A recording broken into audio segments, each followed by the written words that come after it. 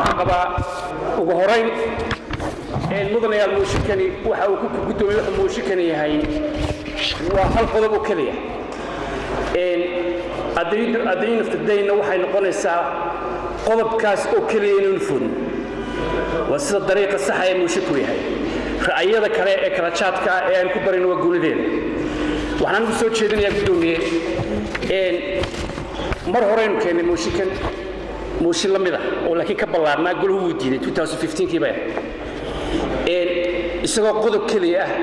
baynu maanta soo celin oo ah in maayarada iyo maayar ku-xigeenada dib loo eego qodobkaas simple majority absolute majority oo aynu hoo doonayno hoos u dhigno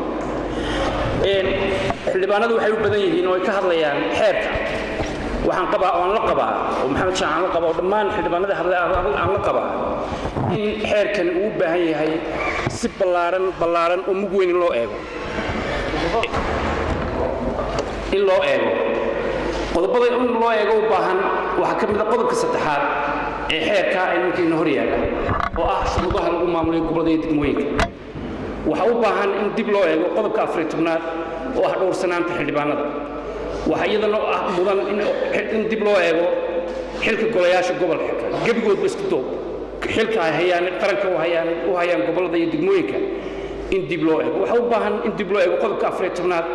ee ah tirada mudanayaasha golayaasha deegaanka oo aan soo qaadanay inay too much yihiin oo aad iyo aad u badan yihiin waxa iyadana u mudan in dib loo eego xilka golaha deegaanka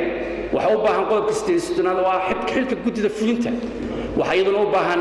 qodobka 4aad oo ah xilka awoodaha duqa iyo duqa ku-xigeenka oo iyadana dib loo eego qodobka 45aad oo ah xogayaha fulinta oo isna caqabadaha ugu waaweyn ee golayaasha deegaanka haysta oo aan hadii jeer aragno mushkiladu ma dhacdo hadii ay dhacdo waxay ka bilaabantaa waa maayarka iyo xogayaha waxa u baahan dib loo eego qodobka 46aad oo ah mushaharka iyo gunooyinka oo xildhibaanada laftigoodu ay halkan ay qaarkood ay gacan ay ku dhifteen afka mushaharada ay qaadanayaan iyo gunooyinka ay qaadanayaan waxa golayaasha iyaduna u baahan dib loo eego qodobka 47aad ee ah kulamadooda waxa jirta intaas oo kulan hadii golaha deegaanku sameyn waayo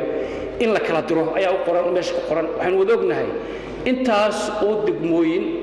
ama gola deegaano in ay dhaafeen oo aanay marinba oo xilkaas ama 3 bilood ama 4 kun lagu magacaabay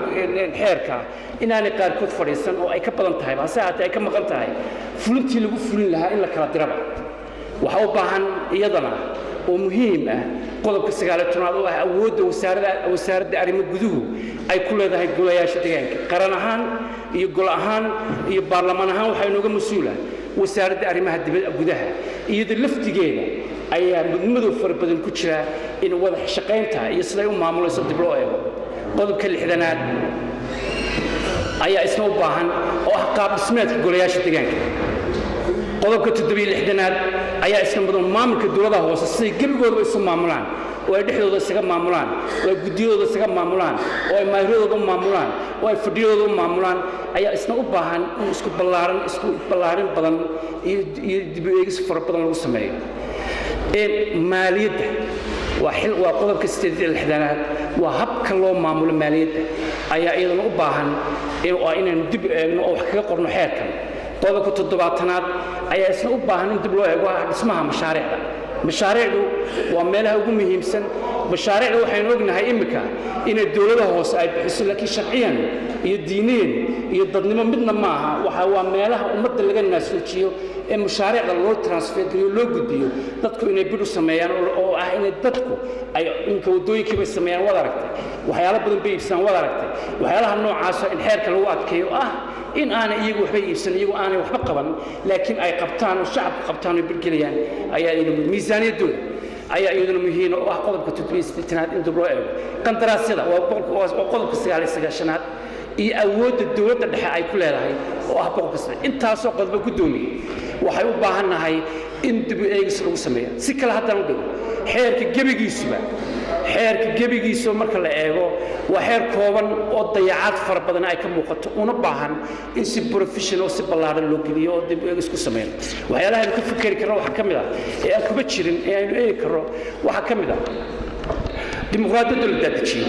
هذا الشيء روحنا رجل قبل كده مرود الشيء شني الله بعتبر القصة دورته شني الله بعتنكس مرود الشيء إحنا بالقصة دورته الديمقراطية ده سمدت السنة وحيالها إنه حركة كم موديفايد قرين كانوا إن قبل حافظوا حل دبنا القصة دورته حافظها سي أي حل دبنا ده مسكون قدرنا دمام داد تشين هوسه أي كده